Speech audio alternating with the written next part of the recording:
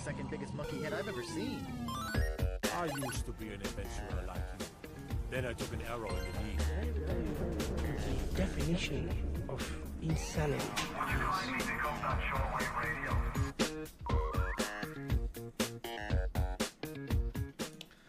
Hello and welcome to episode 34 of PvA Radio. I'm one of your hosts, Luke Croft. Joining me as always, freelance gaming journalist Larry Hunt. How are you doing, my friend?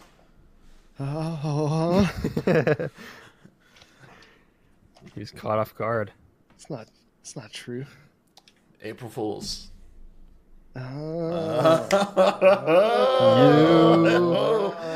Also joining us today, the third most attractive member of this podcast, Cody Mellencline. That is 100% true. It's April Fool's Day. It's not true. That's not April Fool's. Larry, who would you say is the third most attractive person on this podcast? I'm not answering that. I've been married long enough to see a trap. Oh, man. Yeah, it's April Fool's Day, which means we're going to be covering all of the best fake gaming news. So here to kick us off, I want to ask, what's the best fake news tweet you've seen today? Or fake news, because Larry isn't doing social media. So the best fake news, April Fool's Day news you've seen shared today. Well, I have been allowing myself to get on Reddit, so yeah. Anyway, but see, what was it called? So there was a movie coming out, zombie movie with Bill Murray and Adam Driver. Yeah. And I was like, that's hilarious. But then it turned out it was actually real and it wasn't a trick at all. And I don't know if that counts, but I wrote That's it off. better than any now I'm joke. really pumped for it. That looks great. So your favorite fake news was real news? Yes. All right. But isn't that the era that we live in? All right, fair enough. You got me there. How about you, Cody? What's been your favorite thing you've seen today? I hate April Fool's Day on Twitter Yeah, me too. because it's just corporations trying to act clever. Mm. I'm trying to think of there's something that Netflix sent out, but I can't remember what it was. All right, well, while you look, I'll share mine because I did kind of spring this Okay. on you. So, Elo Hell Esports, which is run by an assistant coach for the Dallas Fuel, his name's Jane. They tweeted out something today. They host all these like kind of community tournaments from tier 2, tier 3 scene tournaments to like, hey, here's some gold level teams. Well, they tweeted out this fake thing this morning saying, we're hosting a tournament to where if you're a silver, gold, or plat who thinks you belong in GM, we'll pair you up with GMs and you can play alongside them to see if you can, keep up. And everybody responded so positively to this fake news that they were finally like, wait, people actually really want this? And they were like, all right, tomorrow morning at 7 a.m., we're going to host this tournament. We're going to put silver and gold and plat players in with GMs, and then we're just gonna VOD review you and flame you about all your mistakes that you make while you're playing. And I was like, this is so perfect. I know I don't know personally many people, but I've played with plenty of people who I think would I'd love to see play in this tournament that's coming up. I couldn't find the Netflix thing, but the thing that Ubisoft did for Rainbow Six Siege, putting the rainbow in Rainbow Six Siege, is pretty great.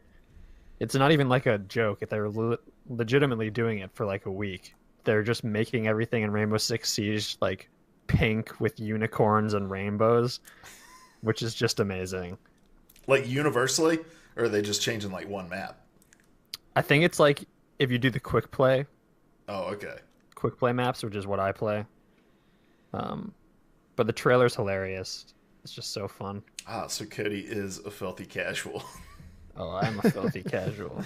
All right, Sekiro. Well, we'll get to that in just a moment, and we'll see how your filthy casual self is doing in that game. But for now, this is PvA Radio. We get together every week over here on twitch.tv/PvA Radio. Each of us brings one of the biggest gaming news stories of the week, and then we have an in-depth discussion about it. That's every Monday over here, twitch.tv/PvA Radio at 9 p.m. Eastern Time. And then if you miss it live, you can catch it over on YouTube and on podcast services everywhere, including now Spotify. Larry, you weren't here last week to hear this fantastic news. We're now on Spotify.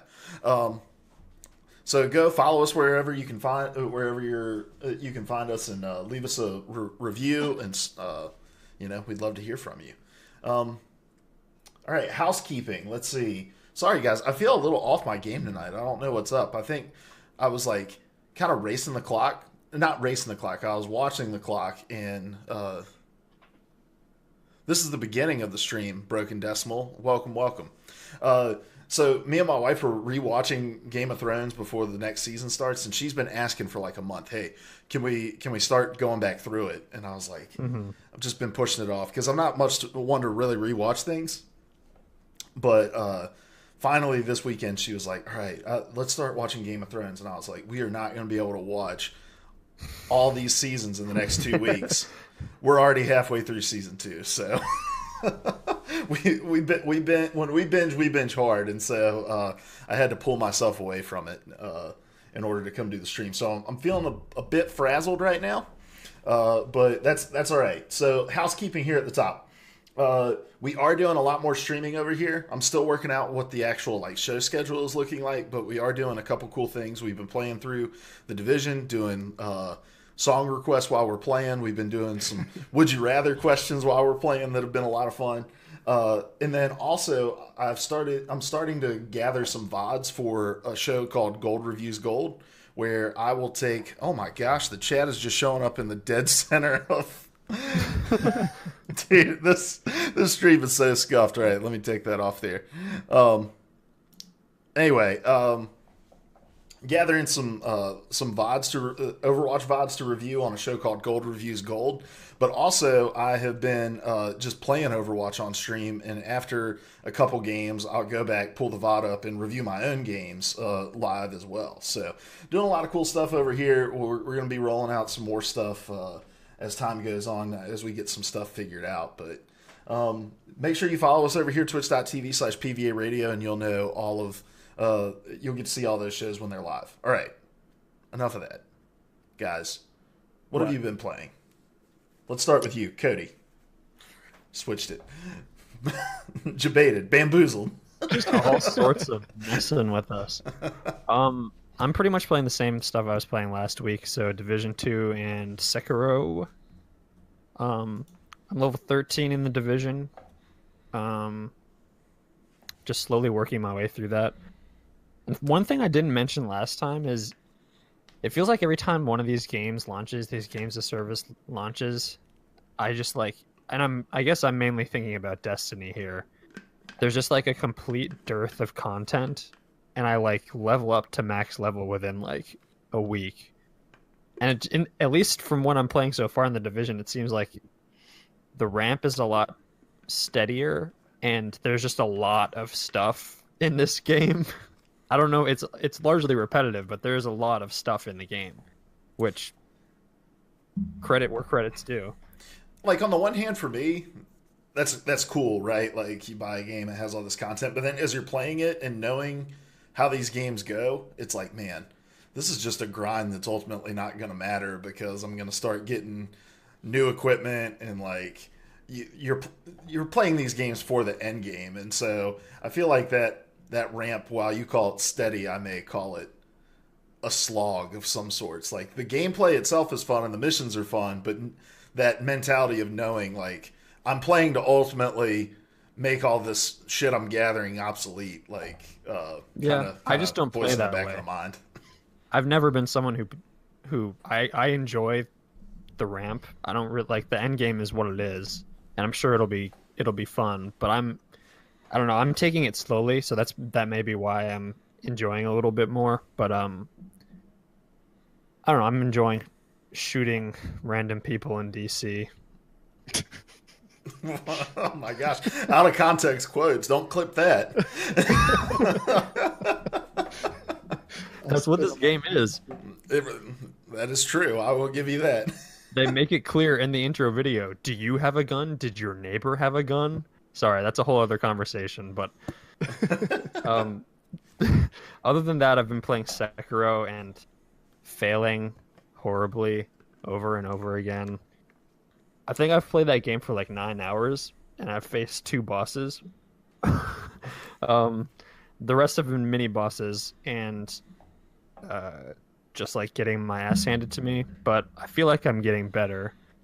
I don't know what that actually means in the I'm sure I'll hit a wall at some point, but I'm still really enjoying that game, and it's just so like we're gonna be talking about this for one of our topics, but that game is just so fucking brutal. Like more so than any other From game I've ever played. I think it's just me getting my head around it, but it's also just so much dependent on your skills, and my skills are just not there yet. Mm-hmm. Do you have a sense of how far through the game you are?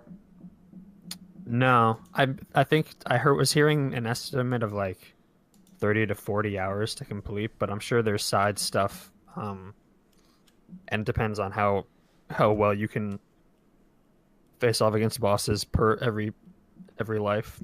So I don't know. Yeah. All right. Awesome, Larry. What have you been playing? Been playing some more of The Division as well, and I am loving that game. I love playing that game so much. I just burst out in laughter with the sheer joy of that game routinely. Anytime I have the option to get a skill or a weapon that's going to light somebody on fire, I do it. And I am having a blast just lighting random people on fire in DC. He's got the fire turret, and it brings him just childlike joy. He does. It makes me so happy. Oh, as soon as that thing's off cooldown, I'm throwing it out again and again and again. And Ben told me that later on you can have specializations, and one of them is like demolition, and I'm anticipating that'll give me even more things that go boom, so I can't wait. And then I've also been playing Apex Legends still. I'm loving that. We'll talk about that a little more here in a little bit though. And I also got my invite to play Elder Scrolls Blades on my phone, and I want to share my experience with that with you guys real quick. So I get this invite, I download the game, I go through the registration process, I play the tutorial, which is like 30 seconds long, and then it gives me this screen that's essentially, thanks for downloading the game, we'll let you know when you can really play it. And so far I'm not really impressed. 1 out of 10, but I'll revisit my review later. How good of a tutorial is it though? It makes me interested in how the gameplay is actually going to work. Okay. But I feel like I got so excited, guys. I was so excited for this. It's complete nonsense. Is there a release date for the game, or is it really just like you're in a holding pattern until it tells you you can move forward? I think it's in like, I don't even know, man. I haven't really kept up with it. I registered to be notified and didn't look at anything else again until they notified me. So I don't know if it's like a pre-release thing or just they're slowly rolling it out. I think it is pre-release. They're just limiting the number of players who can access it in pre-release. But like, don't have me download. It feels like they just used me to pad their numbers, and that upsets me. Yeah. It doesn't make a lot of sense. Like, is that game? Are you like online for that game, or? I don't see where you would need to be, but I haven't looked at any of the gameplay or anything. I'm just waiting until I can experience it myself. The rollout just feels like we're testing out to make sure that we can handle the player base or whatever. But if it's not an online based thing, like, it just doesn't make a lot of sense. Yeah, I thought it was a single player thing, but maybe not. I thought it was too. Interesting. I don't know anything about mobile releases. Maybe this is just common practice, but sounds weird. All right, I've been playing a lot of Overwatch. Really trying to just dive in on PC and get better. I was telling Larry earlier on the phone today. I was like, I feel like I'm higher than my ranking when it comes to like game sense and strategy and like what I should be doing, but then I'm like a slow silver mechanically because mouse and keyboard's just been really hard to get used to. But a bit, like I said yesterday, I started my stream where I've been going back and watching my VODs and reviewing them live on stream. Have this cool like Telestration app on my computer now, so I can draw over my VODs. It's pretty fun. And it's actually been super helpful already in just kind of identifying bad habits I've created over the years of playing, as much Diva as I've been playing in my life. But I was in a chat with a top 500 tank today and was like, hey, I'm starting to review my own VODs. Like, what should I be looking for? He gave super helpful advice. He was like, look at every death that you have and say, what did I do wrong to die here? Like, how could I not have died? And he's like, 95% of the time, you've done something to cause your own death. And so look at that.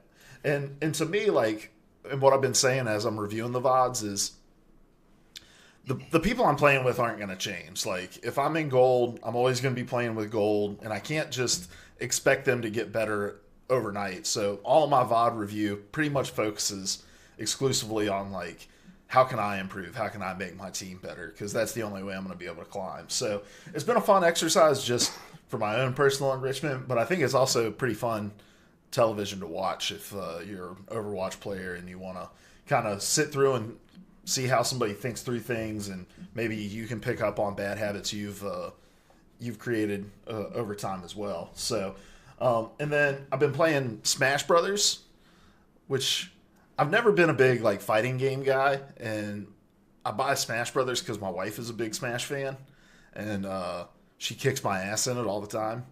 But I've been following this dude on Twitch. His name's Lane Pavogi, and every Thursday he has what's called the LPI, which I think is the Lane Pavogi Invitational. I don't know what it stands for, but it's a fighting game tournament that he has open for his subs, and it just recently got sponsored. And so there's like a little bit of a cash pool, like prize pool, and he's got 30 to 60 people watching him at any given time. So I'm like, hey, I'm in his Discord. I sub to his channel. Like, if I'm in early enough, I can maybe get in on this tournament.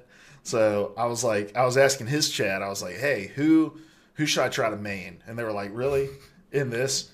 Like, Smash isn't like any other fighting game. Like, you can just pick anyone and get good with them pretty much. And so I picked Link because, he's kind of a projectile hero, keeps distance. Like, I was like, all right, I'll pick him up. So I've just been like, I've probably grinded like, I don't know, probably a good like 12 to 15 hours over the last few days on Smash, just playing Link, because I'm joining the LPI this week. I'm going to play in it and get my ass handed to me. Luckily, it's double elimination, so I'm guaranteed 2 games. But yeah, twitch.tv/Lane Pavogi if you want to see me get my ass handed to me in Smash Brothers by people who've been playing way longer than 15 hours with their main. But it should be fun. Been having a blast with it, though. Larry, you said you main Zelda, right? Right. Any particular reason? Because her smashes are deceptively strong, particularly in the air. Like, it looks like it's not going to do anything to you, but if she lands that little sidekick at just the right sweet spot, you're going flying. It's devastating. And I don't think a lot of people realize she's capable of that. And she's got a really quick, powerful down smash when you're like right up on her. Are you a Smash player, Cody? Oh, I love Smash. It's the only fighting game that I can play somewhat effectively. And who do you like to play? Bayonetta. Okay. I haven't unlocked She's Bayonetta super yet. combo heavy. And all of her attacks can be chained to include gunfire to deal extra damage at the end, which is awesome. Nice. We'll have to get online and like create a little battle arena and play it sometime. We've got other friends that play a lot of Smash too, so yeah, we'll have to do that. Do it. I'm also getting excited about Mortal Kombat 11. I'll be honest with you. That trailer during the State of Play, like, I grew up playing Mortal Kombat on Sega Genesis back in the day. So, like, and I told a story on the PvA Weekly Rundown this weekend where, like, we had this conversion van with a television in it that we ended up hooking a Sega Genesis to for long trips. And me and my brother spent, like, the whole trip learning all of Liu Kang's combos and finishers. And so I've just got really fond memories of it. So the fact that they spent their State of Play trailer really focusing on like that early 90s vibe and introduced it, like revealing all those characters that you fell in love with at the beginning of the Mortal Kombat era, like I was like, all right, maybe I'm in on this. So all right, guys, well, let's jump into it with our topics. And I guess it's me kicking us off today because that's what the show notes say. Because I don't believe I changed them from last week. I can't remember. It's okay. I'll start.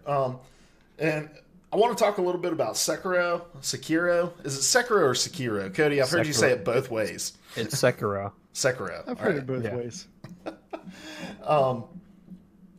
But I want the conversation to kind of go beyond Sekiro and into just difficulty in games. So there was an author over on Forbes, and I'll get you his name here in just a second. His name is David Tier. He's a contributor for Forbes, and he wrote this article about how Sekiro needs to put an easy mode. Holy shit, that was my phone vibrating. Yeah, right. I know a fart when I hear one. But he wrote this piece about how Sekiro needs to add an easy mode. And this isn't any kind of new conversation when it comes to From Software games or other games of high difficulty level. But essentially what he was saying is like, while some people may enjoy the grind and the just ass-kicking punishment of From Software games, that in order for other people to be able to experience these worlds and these games, that it would benefit and behoove From Software to include an easy mode in their titles to make the game more accessible to people, but also just so that more people can experience it who may not be interested so much in the plane of difficulty. Now, let me kick off with like what's your experience with From Software games? Are you like hardcore into them, or do you have a love-hate relationship, or do you just not play them? I don't think I've ever played one, and I think it is something that I would enjoy. And if these games had been releasing when I was a much younger man, I would have definitely been buying them, because when I was younger, I was all about like really hard games. Like if someone said something was challenging, I wanted to throw myself in and see if I could best the challenge. But I know that where I'm at in life, that game would wind up just sitting on my shelf in a very metaphorical sense, since we don't buy physical games anymore. And so I just don't get them. I mean, obviously, I'm playing Sekiro right now. I beat Bloodborne. To be honest, I'm not a huge Dark Souls fan, just because of the lore and the setting doesn't appeal to me, and the pace of it is a lot more deliberate, which is not. I didn't respond to it. I played through most of Dark Souls 3 and most of Dark Souls 1. I skipped Dark Souls 2. I like the games a lot, but I think anyone's relationship with those games is by default a love or hate relationship, because that's part of the games is learning through failure, learning through your mistakes, and slowly but surely grappling with the game until you understand it and understand the enemies you're facing off against. So there's always a period where I hate the game and then love the game once I beat the boss, and there's a moment of pure elation, and then hate the game again when it beats me down again. Yeah, the Dark Souls games never really appealed to me much. When Bloodborne was announced, the world itself was like the thing that enamored me. And so I bought Bloodborne at release, and I made it. I mean, probably not.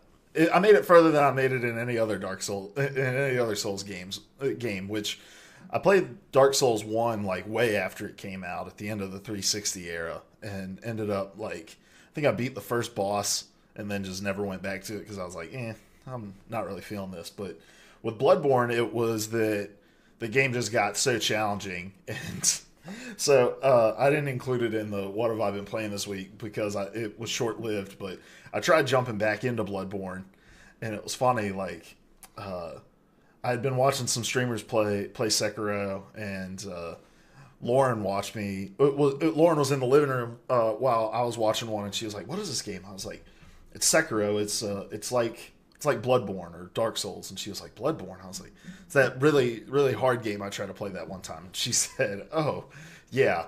I didn't like you when you were playing that game. She's like, you would just get like unreasonably mad, and which is true. I did like, but I stuck in it because I wanted to like experience that world. I just thought it was so cool, but I ended up quitting at the Gatling gun mini boss that I learned was a mini boss last week, and just never picked it back up again because I don't enjoy being frustrated. I'm not the guy who's like going to buy a game and it's like, what difficulty do you want to play on? And I just crank it up to the max because I don't like replaying things. And like, I feel like the Souls games, especially, they're designed for you to play over and over again. Maybe not necessarily from start to finish, but section to section. Like you're going to play this section 40 times before you ever get to the boss, beat it, and find the next campfire that you can set up at, or lamp, or whatever they were called in Bloodborne. Bonfires. Buddha statue. So yeah, that's my general feeling about it. And so I think it's cool. We have like, we don't have any super hardcore Dark Souls fans in here, but we have people kind of running the gamut. Would an easy mode in a From Software game be something that would attract you to play them more? If you could say, like in my experience, like, oh, I can experience that world, but it's not going to be nearly as difficult. For me, it would not, because what is alluring about these games to me is overcoming the challenge. It's not the world that I'm drawn to. I don't know anything about any of the worlds. The only interest I have is people said this game's really hard. I bet I could do it. But I don't have time to do it. And so an easy mode would not give me that same sense of satisfaction, and it would not increase the odds of me picking one of these games up. An easy mode wouldn't interest me, but I'm sure we'll talk about this. This is such an interesting conversation because it's ultimately not about, at least to me, it's not about whether I would use it. It's about whether other people would use it. And I do believe people would benefit from... easy mode is like a catch-all umbrella term for what people are talking about here, and I don't think it's constructive to talk about it that way. I think there are ways that From Software could ease people in who aren't just up for the incredible challenge, but do like no matter what people say about From games, and they always describe them in terms of their difficulty. The world design and the world building is also a huge part of it. The subtlety of it and the way that it forces people to become historians and kind of archivists. That draws a lot of people in too, and I think an easy mode could help people who are drawn to those aspects of the game, but maybe not the brutal difficulty, or people who are disabled in some kind of way, where playing the game as someone like us would be able to play it is near impossible. And that's a question we'll probably get into about accessibility and what it means in games like this. Mm-hmm. Yeah, I think for me personally, like, there's really nothing that would attract me to go back to like play Dark Souls, just because that world, and those games aren't built on much of a story, and so it's not even about going and experiencing that. But with Bloodborne, I think, like, had I had the option, what I tend to do a lot of times is I don't choose the easiest difficulty when I go into a game. I'll pick like maybe one tick up from the default, because I do want a little bit of a challenge. And then if I get to a part that's kind of frustrating me, I'll drop it down, finish that part, and then, crank it back up for the next part. Like, it's a concession, but to me, it's like, what's the price to keep moving in a game? Like, keep progressing. And so I feel like if in Bloodborne, I could have had the option to like down tick the difficulty for this one part that I was going through, because I'd played it over and over and over again, and just couldn't beat it. Then it would have helped me to get through and like and complete the game. So I'm with you, Cody. I think the term easy mode is more of a catch-all, but like, what are those features that can be added to these games that can make them more accessible to people, not just who have something, you mentioned like people with disabilities, but also just like people who psychologically, like, for me, I don't want to play something through 40, 50 times before mastering it to be able to move on. and I think it would keep me engaged in it. But I don't think that answers my next question of should games like this have more difficulty features. Let's call it that rather than easy mode. Like things that you can do to kind of manipulate the difficulty of the game in order to make it more make progression more achievable. I think it's interesting because in this conversation, which I was following on Twitter as much as I could, a lot of people cited Celeste, which came out last year. I don't know if either of you played it, but it was a Switch game. It was a brutally difficult platformer. It was really good. It was just really hard. But they had a number of accessibility features that did allow for people who just wanted to progress. They had multiple difficulty levels, but they also had sliders for certain aspects of the game, like you're talking about, Luke. Things that you could adjust that wouldn't just be a catch-all difficulty. Difficulty swapper. Can I interject there? Because I have a question on that point. So the author of this article, when he talks about easy mode, what he wants to see is reduced damage from enemies and increased damage by the player, which I think is like the baseline, what you expect with difficulty level. So what else? Could you give me some examples of what else Celeste did that you could modify? Because it was a platformer, it's essentially modifying the pace, I guess you could say, overall the pace.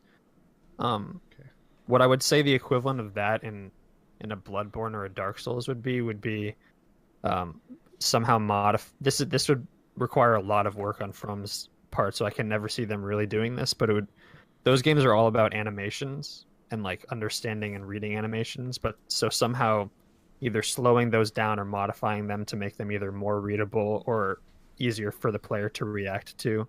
I've seen people throw that around. That would take an extraordinary amount of work,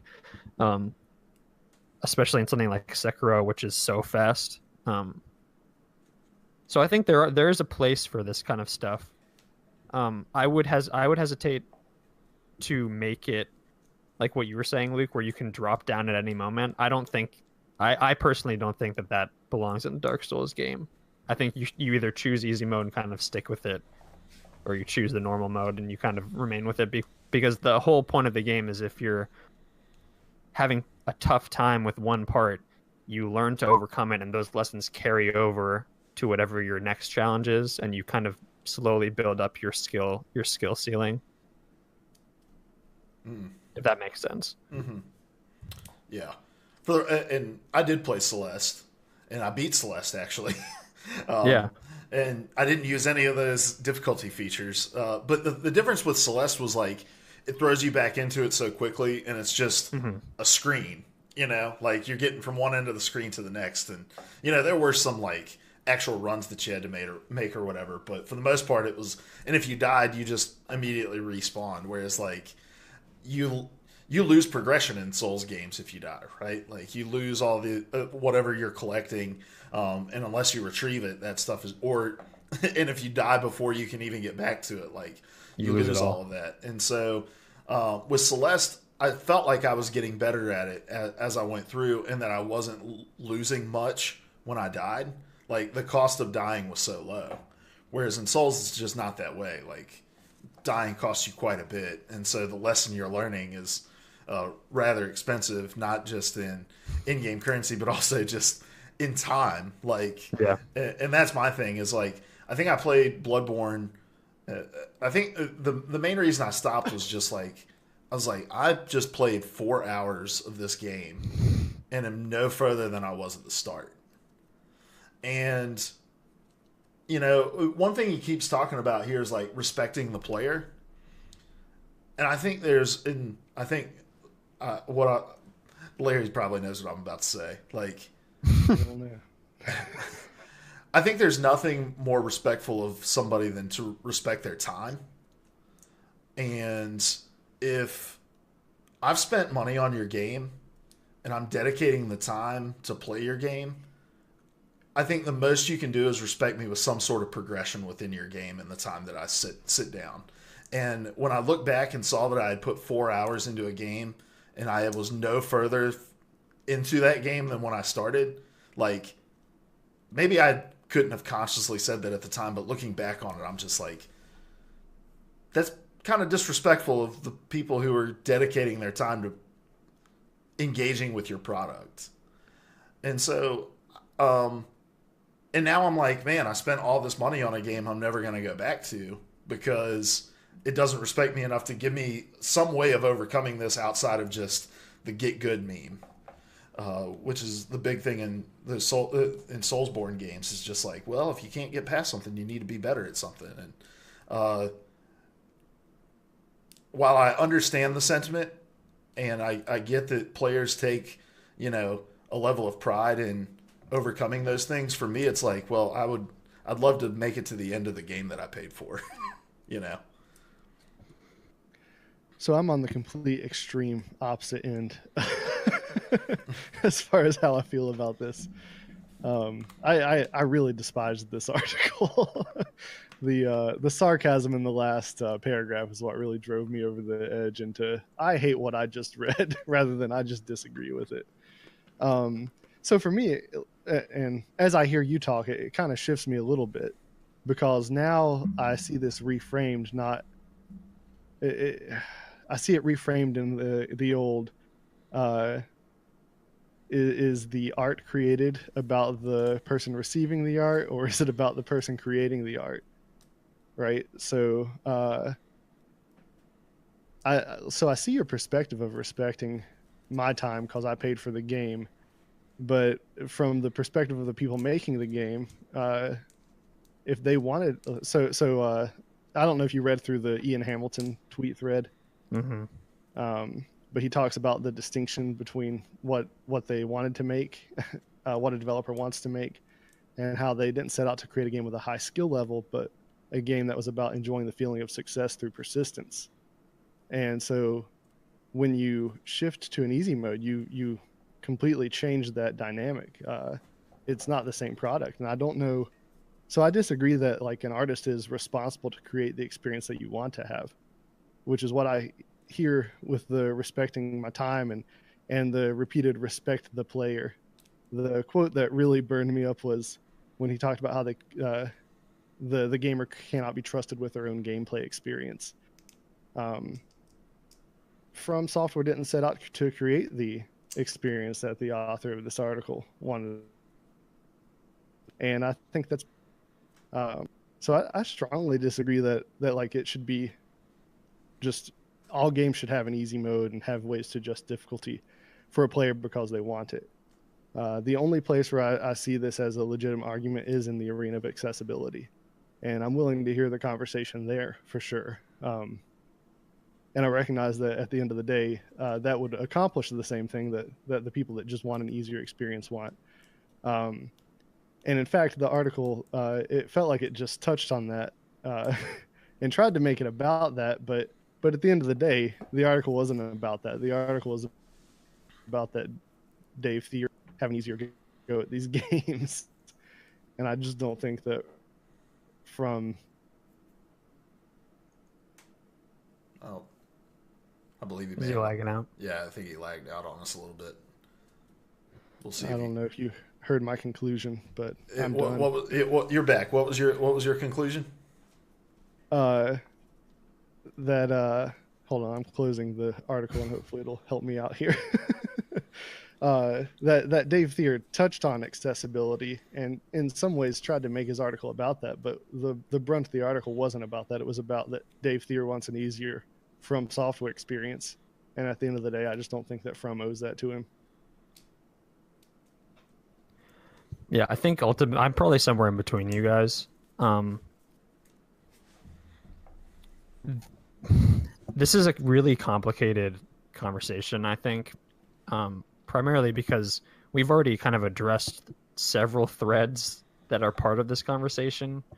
And another one is, I think, I saw a lot of from certain people is this idea of gatekeeping and exclusivity. And there's certainly a hefty amount of that. I think this is mostly pointed at the community that has sprung up around Soulsborne and From games. the idea that the difficulty is a gate through which you can't enter unless you are part of the Get Good clan.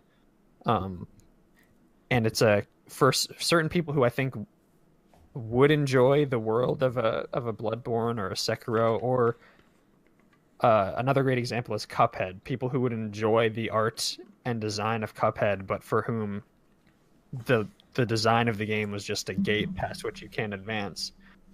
I think a lot of people view that as sort of like it's like there's an us versus them, and the us is the people who can somehow push through this challenge, and them is everybody else who's too soft not to do it. That's definitely a part of this conversation. I also think, I don't know, I think if you can play the game the way you want to play and someone else can play the game the way they want to play, I don't see anything wrong with that. I do understand the point that, like, From doesn't design their games for everybody. From designs their games for people who are willing to grapple with them until they can come to terms with the game that has been made. And there's a certain amount of artistic integrity that I respect there, but I also think, especially in the case of Sekiro, it's going to push a lot of people away.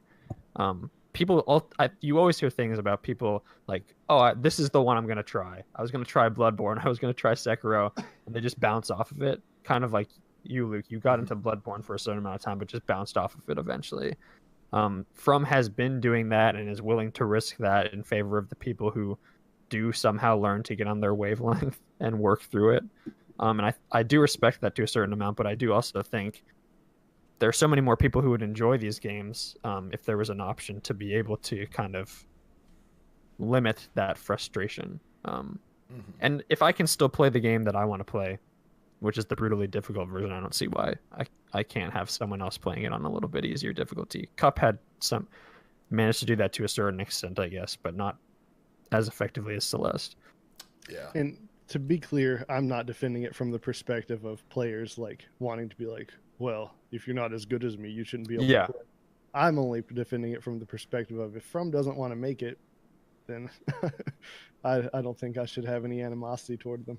Yeah, no, I understand that. I do think the exclusionary perspective is something that was raised a lot in this conversation. I think it's a perfectly valid point as well. But that's more community driven than driven by From. Yeah, and I think about other communities that have these difficulty options within it who still have people who are hardcore about playing it.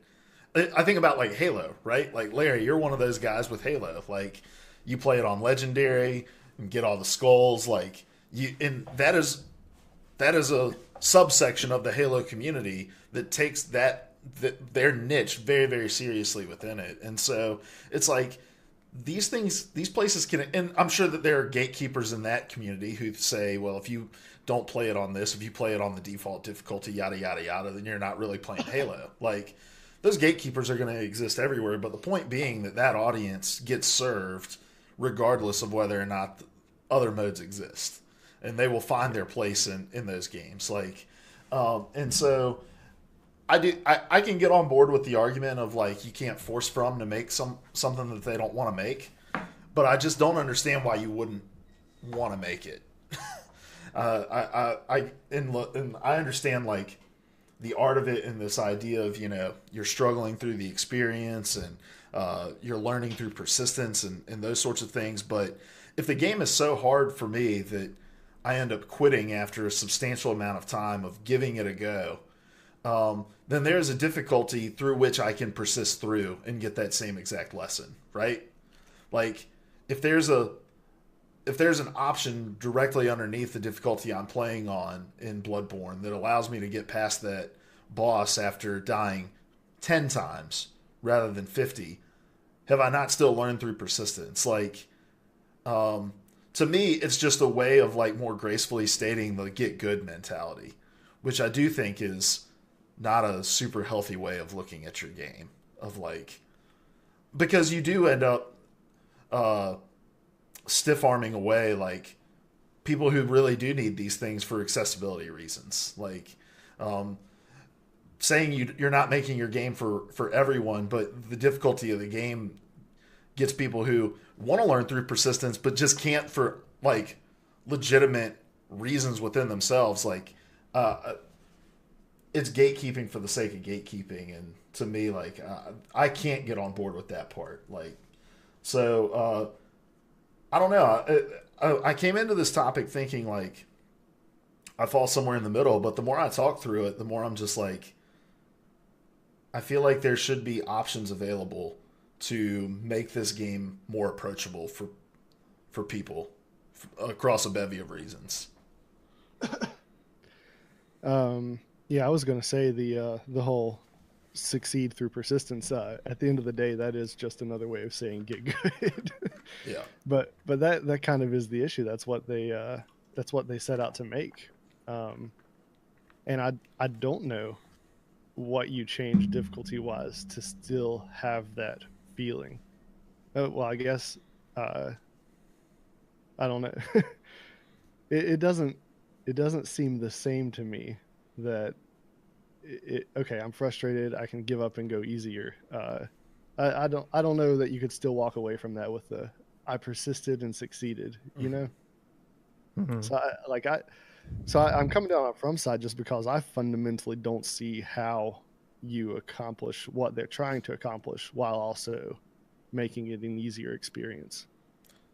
But you get good through learning the mechanics, learning the animations of the characters and the movements, and developing strategies. And so if I die the first time I face it and the next 9 times and I succeed on the 10th, why is that any different from me dying the first 49 times and succeeding on the 50th? Like, your design has just created something way, way harder, but I'm still learning through persistence. Like, that's where I don't see the distinction. Now, I'm not saying it needs to be a difficulty where I can just mosey through, but there should be an option where it takes me less times to learn the lesson before being able to advance.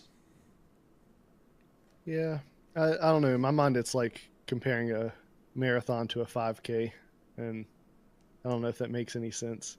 Like, they both require persistence, but it's a very different experience of persistence.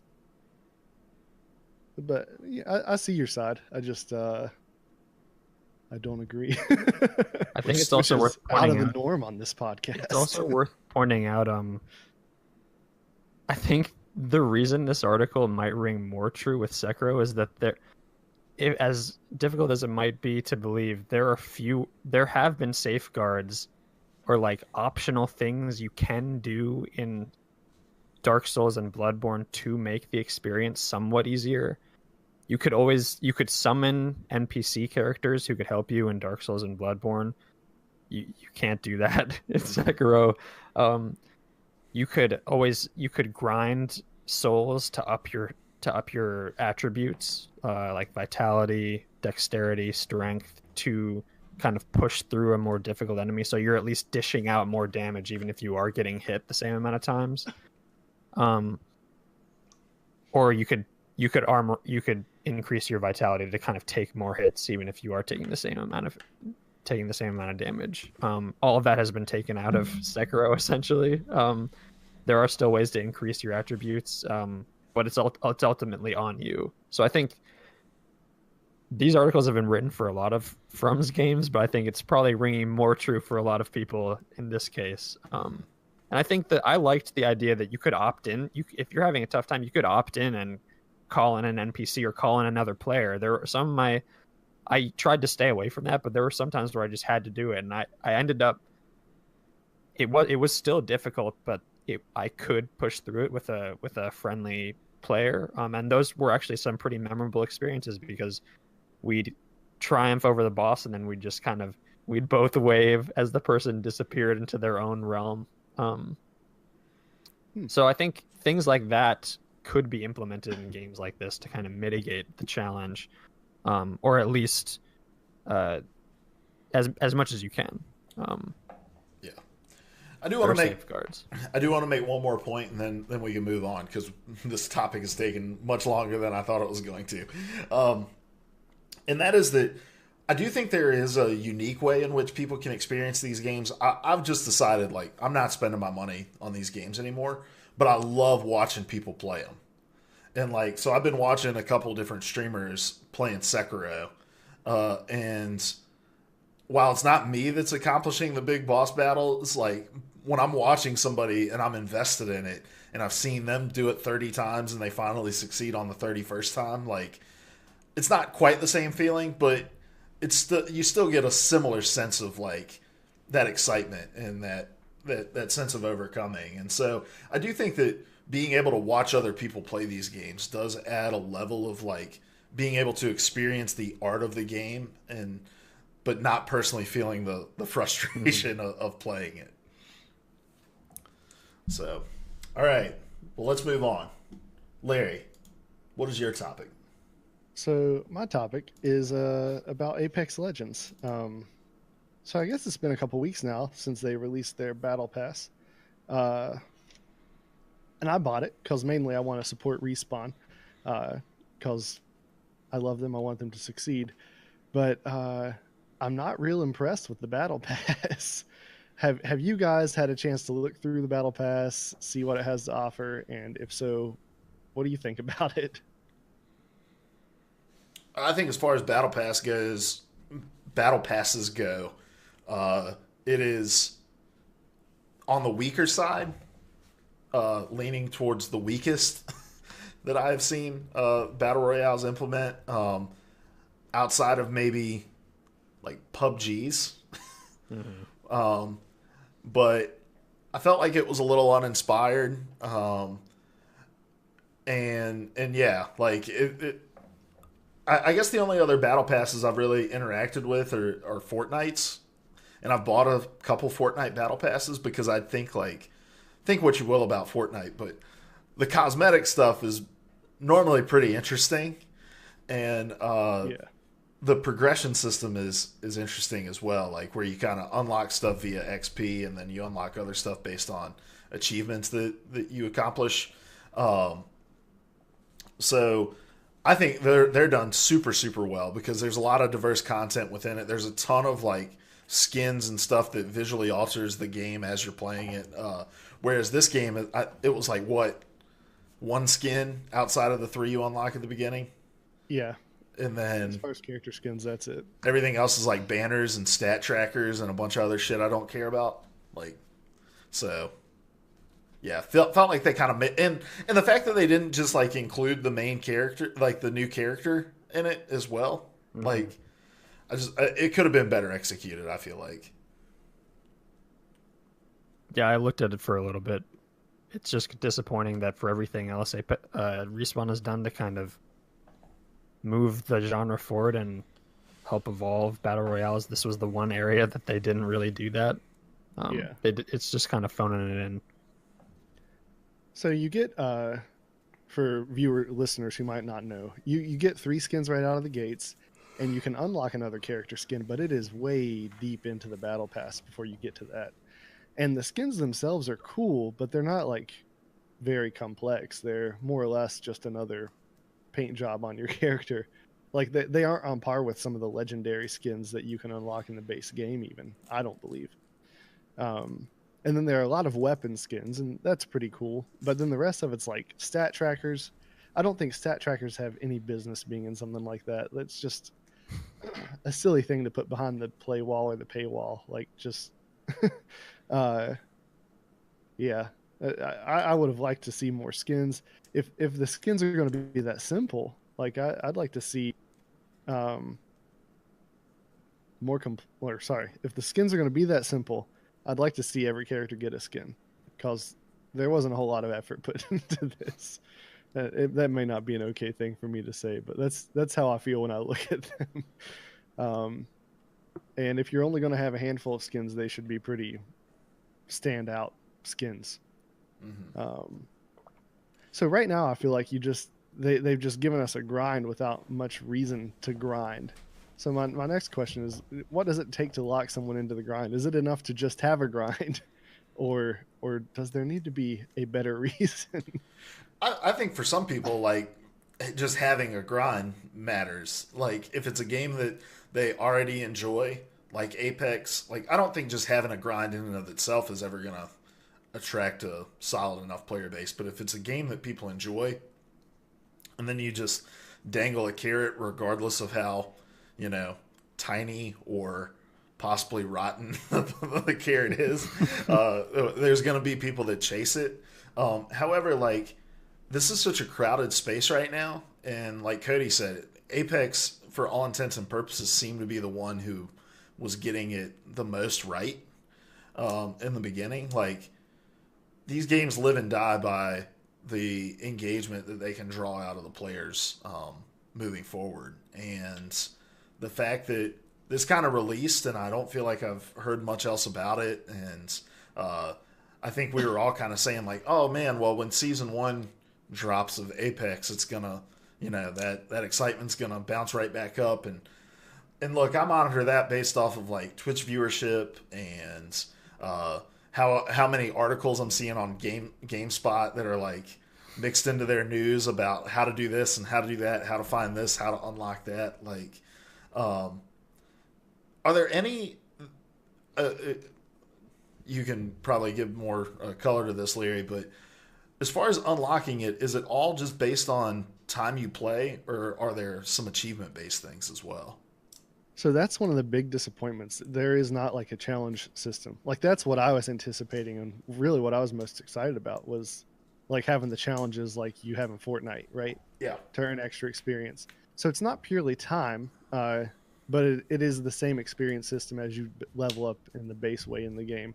So part of it's time, part of it's are you playing with another person, and part of it is your performance in those games. Mm-hmm. Both placing, damage done, kills that you get, that kind of thing. Yeah. So, and one last thing on that, they've got a kind of cool system where each legend you play with can earn a particular amount of bonus experience each week, and every day you get a bonus for the first kill with each character. So it encourages you playing a multitude of characters, and I thought that was a neat touch. But yeah, there is no challenge system. Well, one point to that, and then I'll go back to the point I was originally going to make. Sorry, then I'll let Cody talk.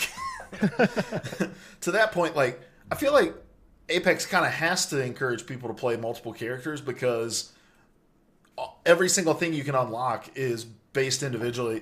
Almost everything you can unlock is based on an individual character. So if I just main Wraith and play Wraith every single minute I'm on Apex, like, I'm only going to care about every 10 unlocks, you know? Yeah. But going back to the original point of not having the challenge system, while it engages in-game players, what it also does is it encourages outlets to cover your game more. Because, like with Fortnite, it's like, and look, I'm just going to make some shit up because I don't know any of the challenges on Fortnite, but it's like, you know, dive through X amount of the rings that appear as you're diving into the map. Like, GameSpot goes on and is like, we're going to write a guide on where to find the rings to jump through. And it's just more eyeballs on your content. So, like, for Apex to just be like, well, it's just based off of kills and damage and stuff like that. Like, the guides on how to do all that stuff have already been written. But if you're adding things to the game and making challenges and players have to find these or achieve this, you're going to encourage more outlets to go in and say, like, how to find all of X amount of collectibles to get this achievement, to get this unlock in Apex. And, like, it encourages a churn that keeps you at top of mind, which is so important in such a crowded genre. Yeah, I don't have much more to add. I'm not a battle pass person, so I'm probably the worst person. I'm mostly just going to cede the floor to you guys. But what I will say is that I think the battle pass is also, for me, proved something that I had a hunch was kind of already a problem, and something that bothered me about some, like, really the only cosmetic I care about is skins, and skins are so hard to actually buy in Apex based if you're just purely playing and earning currency. But the problem I have is that all the purple skins for every character are the fucking same skins. Like, I don't understand how that is a thing in this game. Like, there's literally no incentive for me to buy these skins because, one, they're not that great, and two, they're just the same for every character. They're just different colors. And I think the battle pass is proof that there's a inherent problem with the cosmetics that I would actually want to earn. And so I think, to answer your question, part of what I think would help to engage people is if these skins aren't just like different paint jobs of the same general skin, but are a little bit more unique and spaced out a little bit more in the battle pass earning scheme, whatever you want to call it, the gradual leveling up. I felt like I didn't buy the battle pass, but I saw it, and I saw all this front loaded stuff that in the first place isn't that incentivizing if you're just looking at it on a purely cosmetic and aesthetic level. So I think the battle pass pointed out a few problems that I think are actually much more prevalent in Apex than I would have thought had I not been looking at the battle pass and interrogating the cosmetics that are currently in the game. Mm-hmm. And that's bleeding into the last question I have, which is what makes for a good battle pass. And you could be specific to Apex, like what'll make it better, or just broadly more general if you'd like. But I mean, you've hit on the big thing. It's cosmetics that people care about, because people will care a ridiculous amount about imaginary cosmetics for their imaginary person, and I am one of them. It's hard in a game like Apex where you don't see your character all that often too. Like, it's hard for me to get really excited about cosmetics for a skin I'm gonna see like 2% of the time I'm in the game, like while I'm diving in and while I'm not even crawling around. No, the only time you see the skin in game is when you're diving in, right? Then you get to see it in your pause screen. I just want people to see it. I just want them to recognize me.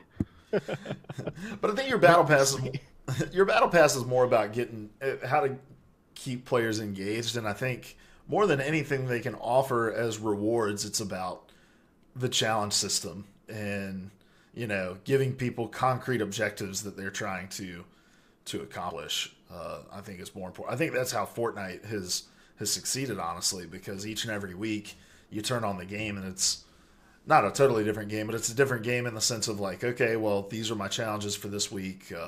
I can go back and retroactively unlock challenges from previous weeks, but I need to log in each week to find out, you know, what's the game asking me to do now. Mm-hmm. It forces you to play in ways that you might not be playing already. Mm-hmm. And if you're already watching a streamer who's like kind of quote unquote mastered the game, watching them go after the challenge is also an incentive to engage with the content in another way. So yeah, I totally like challenges in Fortnite have arguably kept it going more than the cosmetics. Yeah. And while I wouldn't buy the battle pass, I'd be interested in watching people pursue those challenges, because I think there could be some really interesting ones in Apex just based off all the skills the characters have. Yeah. So there are several things I think could improve the Apex Battle Pass. One is cosmetically, there's a lot of things that can happen in this game that aren't happening already. I mean, the skins could be better, sure, but beyond that, you have voice lines in the game, but you can't trigger those voice lines. They only happen like preordained times. Like, give me the opportunity to like hit my D-pad and just trash talk, and give me some lines to unlock, right? When everyone's jumping out of the airplane, there are all these randomized color trails behind them. I think you could have a lot of fun with that. Letting people decide what's going to float out behind them while they're flying through the sky. So I think there's a lot of room cosmetically to goof off a little more. But the big thing, I'm with you, is the challenges. And something I'd like to see attached to those challenges is on your Legends badge, I think it's called. So the thing that shows up when you select a character, and if you're the champion, and if you have the most kills, it's plastered all over the world that you're fighting in. Like, there are all these opportunities for people to see that. On that, you get to display 3 badges. And right now there are in-game badges attached to particular achievements. Each season, just have some challenges and attach some badges to accomplishing those challenges. I think that would be a really cool addition as well. Mm-hmm. But yeah, at the end of the day, I'm just hoping that this was like, we're going to dip our toes in the water here because we're not sure how this game's going to do at launch, because we're still less than 2 months out from this game's launch, I think. We may be over the 2-month mark now. So I'm hoping this was just like a conservative attempt, and that next time they're going to amp it up, but we'll have to see. Well, 2 things. First of all, that'd be a dumb as shit approach if that's what they do, because the time that you strike while the iron's hot, you know, and you plan for where you dress for the job you want, not the one you have, right? So But secondly, I think another cool thing for them to add into the battle pass would be finishers. Like, if you could have custom finishers, and then put the damn characters in the battle pass. Like, we've seen the roster leak. There's a billion characters. If you roadmap it to where you're unlocking 3 different characters as you're going through, and then at the end of the season, you give people the opportunity to buy the characters or whatever. Like, that incentivizes people to play. Like, that is the most unique thing about your game.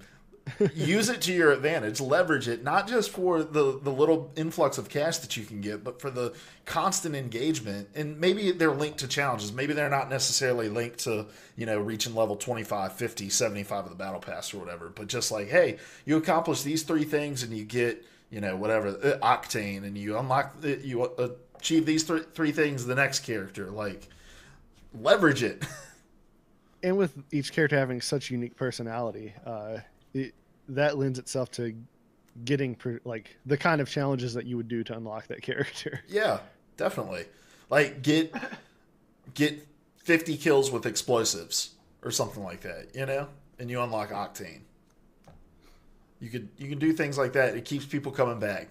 So, all right, Codsworth, what is your topic?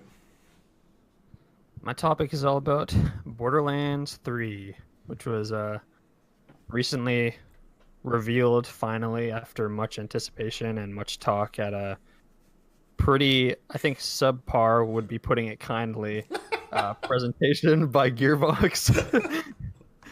The disastrous trick, would probably be more. Yeah, disastrous would probably be more of an accurate term. There we go. Didn't they play? They played the wrong video at one point. Yep. They had this scuffed magic trick where they accidentally showed the cards. It was like a magic trick where they were supposed to find the one that had the signature on it, but he accidentally showed it, and it was clear that they all had signatures on them. It was like an Eric Andre sketch. It was just so bad. It was like a Devolver Digital. Yeah, exactly. But at the end of it, people were rewarded with an actual trailer. Actually, I think close to 4-minute trailer for Borderlands 3. And this might tip my hand as to how I'm thinking about this, but it is very much more Borderlands. And for a lot of people, that's great. For some people who wanted a little bit more, that might not be so great. But before we kind of talk about the trailer and what we think about Borderlands and the current state of the industry, what is your history with the series? Did you play 1, 2, any of the spin-offs, anything like that? I played 1 pretty extensively. I didn't beat the game, but I put a lot of time into it. And I played another one later on. I couldn't even tell you what it was. Dizzy had it, and we played it at Luke's house. That was 2. Yeah, okay. Yeah, we played. I had the Handsome Collection, and so we were playing Borderlands 2 on that. And I've had fun with the series. It's not something I've ever had the time to really dive deep into. Mm-hmm. Yeah, I played Borderlands 2 on Vita, and I played it again a little bit on Xbox One with the Handsome Collection. And okay.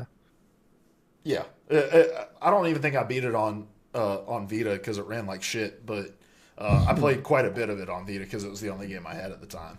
But I don't feel like that's probably the best ideal way to experience that game. Probably not. I played 1, 2. I enjoyed 2 a lot. I was so on 1, which I think is probably the consensus among most people. And then I loved Tales from the Borderlands, which was Telltale's adventure game version of in that universe.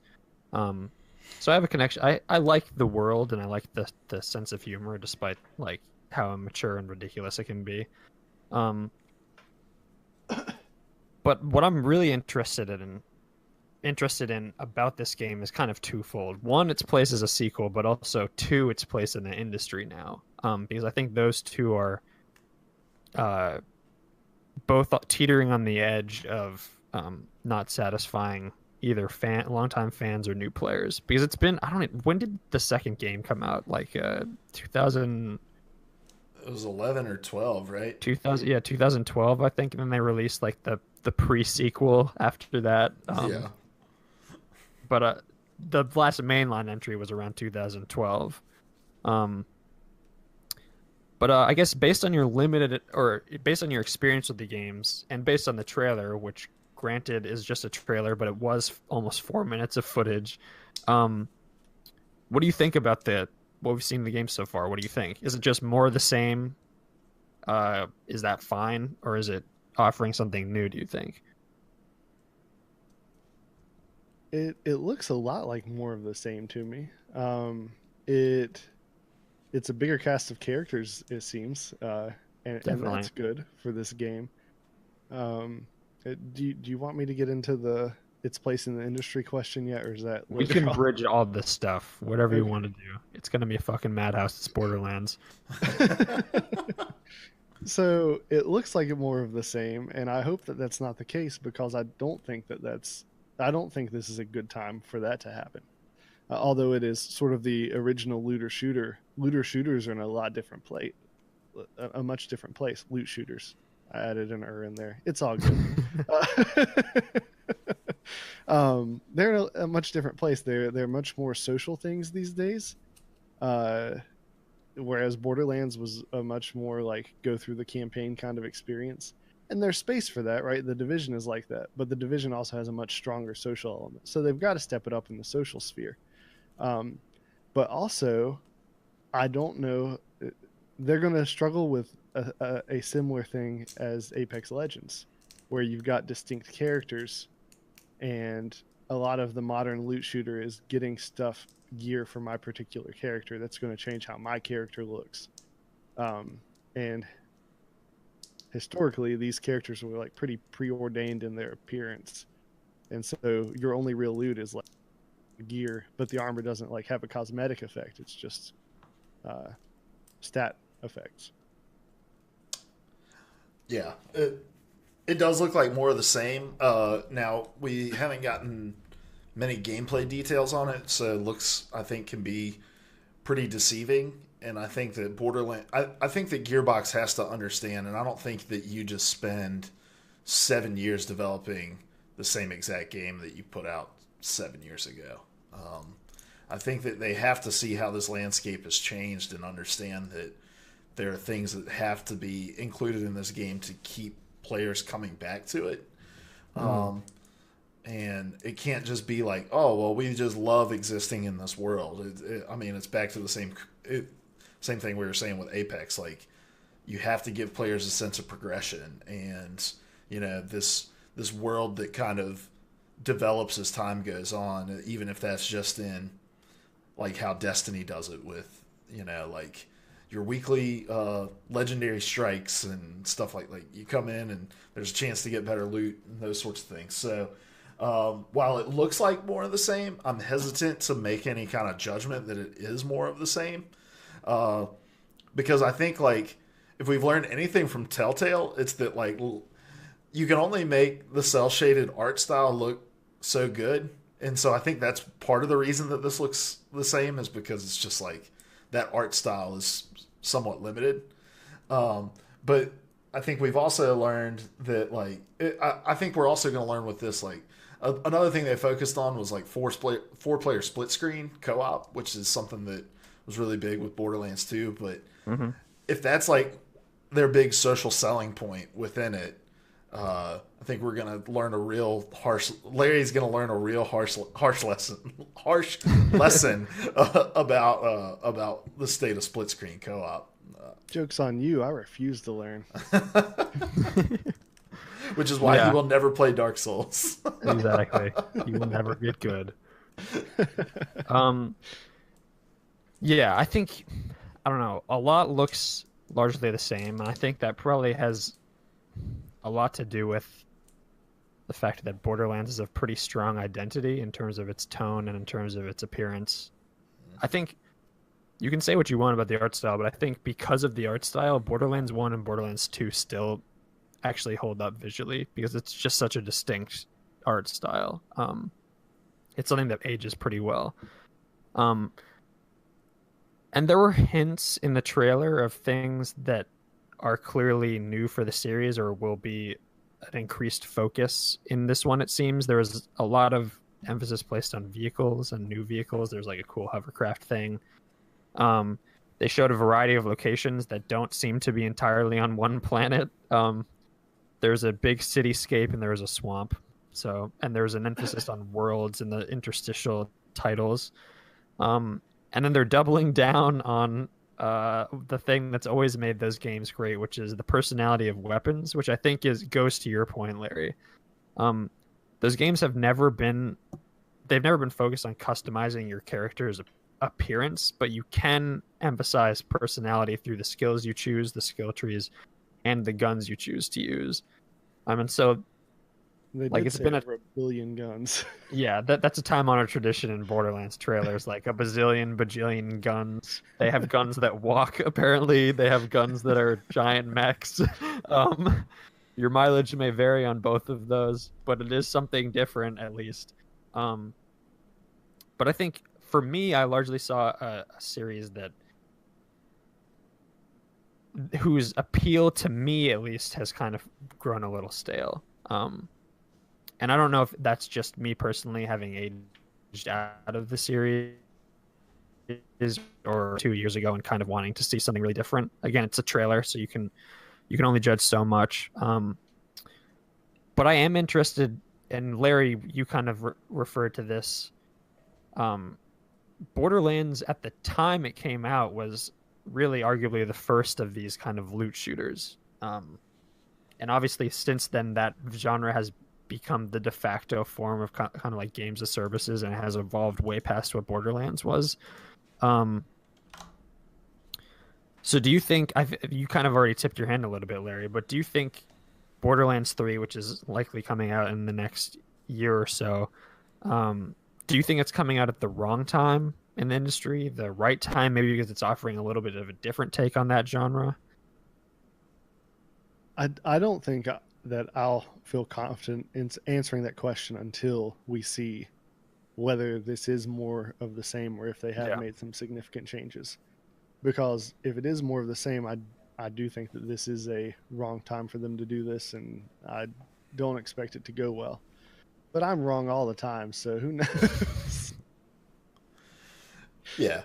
Well, and it matters as to what you define as success. I think Borderlands has a big enough fan base that if it's just like, hey, everyone who's, been interested in this series, if they buy it now, then like if they're not hoping that this is a world that people are playing in for a year, but more just like, hey, go in, do your 30, 40 hours in it and get out. Like if that's their approach to it, then I think it can certainly be successful within that. But as far as like making a bigger impact as a whole, if they stick with the same model as Borderlands 2 or whatever, then yeah, I just think there are people who've taken that genre and built on it in better ways, and that'll show. But again, I'm with you, Larry. Like it's hard to make any definitive statement until we see that they're like, all right, it's just basically Borderlands 2 with a bajillion times more content. Yeah. It's so interesting though, because like I was kind of to your point, like I was thinking, like what games do we have now that are like cooperative, campaign driven, like 30-hour experiences that aren't just like games as services? Mm-hmm. I couldn't really think of anything. That's obviously a very specific, but like a long co-op experience used to be something that companies would invest in and people would play, and I'm sure people would still play them, but it just occurred to me how at odds what Borderlands was is how much at odds that vision is with what these games are now. Yeah. Well, let me say real quick, like, and there was a time I was into that, like going back playing the Halo campaigns, that like Ghost Recon Advanced Warfighter was another one. Yeah. Like I played pretty hardcore, but like nowadays, like I would say the Division has kind of a story, and look, say what you will about its execution. I don't have a fucking clue what's going on in it, and I'm playing it's because I'm playing it cooperatively. Like I'm not paying attention to it.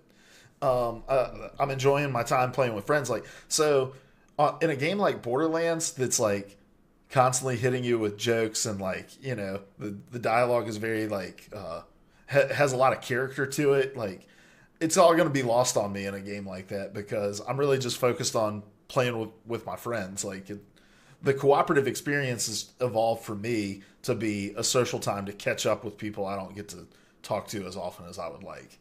And it's not about, hey, let's sit down and experience this game together. Yeah, that's kind of like Destiny kind of set the tone for this. Like, I remember the developers describing it, the game where you shoot aliens while you talk about the Oscars. Yeah. Like, that is what these games have become, and that's fine. I just wonder if Borderlands, if Gearbox retains much of the DNA of the franchise, how that will appear in the industry today. I don't know if it's a relic or, like, to me, actually, that sort of appeals to me because it is different. I can only play the Division, Destiny. I can only play one of these games because you have to invest so much time in it to actually really have any sense of accomplishment. And you are just dedicated to that game for the next few years. So the idea of a game like this, where I'm projecting myself, but you do you play through and you complete it in 30 something hours, and you had a good time with it with your friends. And they might release DLC and expansions. There's something archaic, a little archaic about it, but there is something also sort of appealing to me about that. Yeah. In my mind, I keep comparing this to the other loot shooters, which are all games as services, and maybe that's unfair of me. But I do think that that's going to be a struggle they're going to have to deal with, is what distinguishes you from that.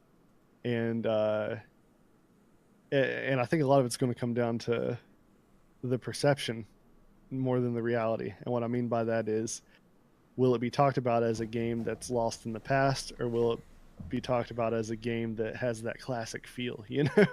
Yeah. And those are two very different things. Yeah. And you think about the marketing for this, right? Like, we're sitting here saying, okay, we saw 4 minutes of gameplay, and what we're seeing is, oh, it's all basically, it looks just like Borderlands 2, more of the same. Well, all of those people are 7 years older now, and they have 7 more years of responsibilities and kids and jobs and this, that, and the other, marriages. Like, this game came out when we were in or finishing up college. You know, life was quite a bit different. And just the volume and variety of games that are available now, like, you're competing against so much. If you're gonna try to appeal to those people who enjoyed your game 7 years ago, are those the people that have the time to jump into an experience like you're describing, Cody? And in my opinion, like, I'm having a hard time finding the time to play the Division with friends that I want to play it with. Yeah. I can't imagine trying to juggle 2 of those in a row, or 2 of those simultaneously. Yeah, and I also not to mention the younger people who don't necessarily even know what Borderlands is. Yeah. Like, I don't know if the trailer actually told them anything about Borderlands. That, like, it's a shooter, you got lots of guns, and it looks kind of kooky, which I guess is essentially Borderlands, but there's a lot more to it than that. I guess I don't know. I'm confused about where this game will actually exist in the industry, but I'm also sort of interested to see where it ends up landing. And I think they said we'll hear more about it in detail Like this week or next week. Yeah, late this week. So I'll be interested to see more details about what exactly this game is. Definitely. All right, guys. Well, let's wrap it up with everybody's favorite game that we play. 2 Truths and a Gaming Lie. Gaming Edition. April Fool's Edition. I'm just kidding. It's 2 lies and a gaming truth today. Just kidding, guys. It's going to work exactly the same. So here's how this game works. I have a game. This week it's a little obscure. You guys may not have heard of this game. And I have 2 things that are true about it, 1 that is false. You have to identify the lie. Let me pull up my RNG real quick. Yeah, let me remind everybody of the score here. Cody's taking all the fun out of this, all the sportsmanship out of it. I have 5. How do I get points? Well, it's because I'm a good liar. If they can't sniff out what the lie is, I get a point.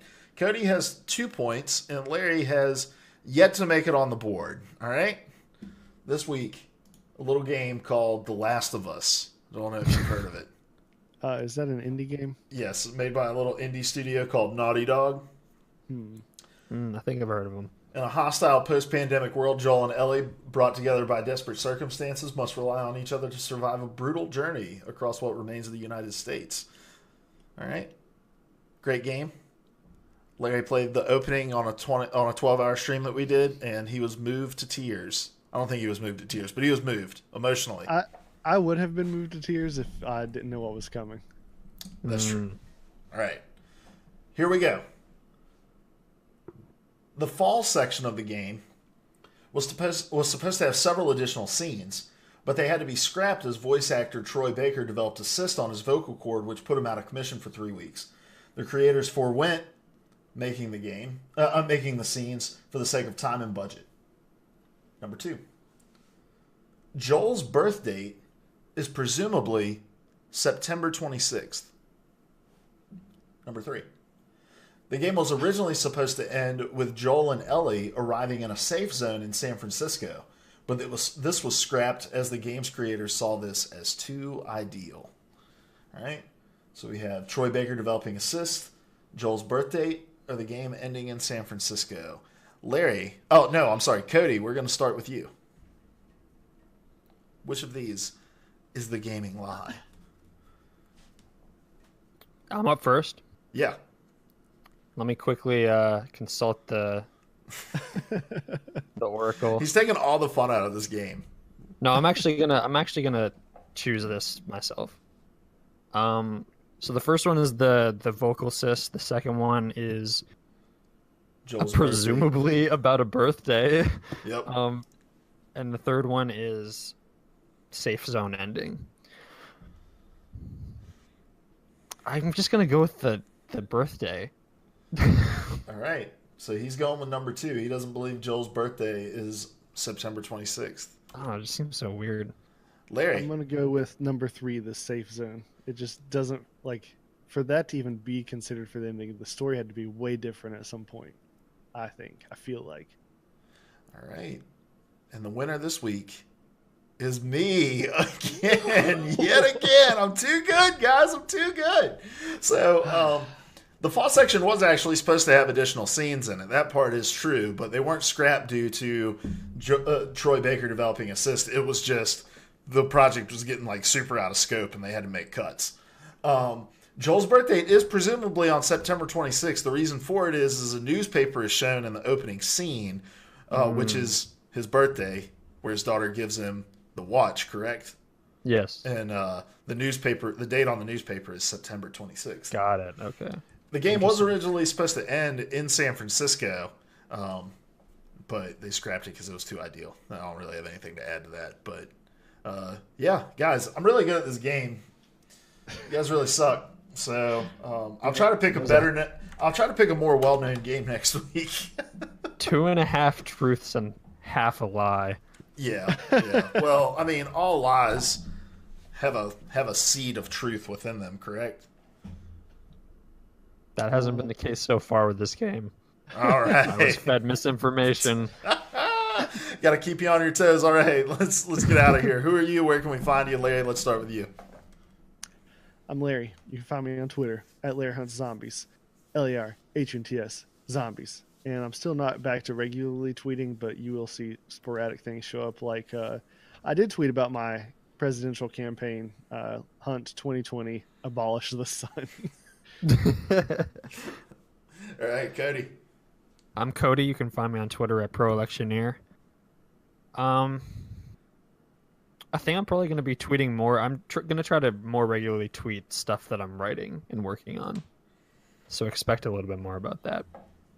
All right, awesome. My name is Luke Croft. You can find me on Twitter at Hoagie_OW. And Stage 2 of the Overwatch League starts this week. I'm just going to be tweeting about how you're just going to see more goats, guys. Look, they're playing for big money. Why are they going to try anything different? This isn't the place to experiment, right? Let that happen in Tier 2, Tier 3, in the Overwatch World Cup, all those places. It's not happening in Overwatch League. Sorry.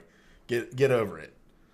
All right, guys, this has been PvA Radio. Every week we get together over here on twitch.tv/PvA Radio. Each of us brings one of the biggest gaming news stories of the week. Then we have an in-depth discussion about it. Consider it your collaborative audio feature article, your CAFO, if you will. And Cody, what are they supposed to do with it? Tattoo it on your knee. Yep, right on your knee. If you don't catch us live, you can catch us on podcast services everywhere, YouTube as well. Until next week, though, guys, we love you. Goodbye. And my cursor, I always say goodbye, and I'm never on it. That's the second biggest monkey head I've ever seen. I used to be an adventurer like you. Then I took an arrow in the knee. The definition of insanity is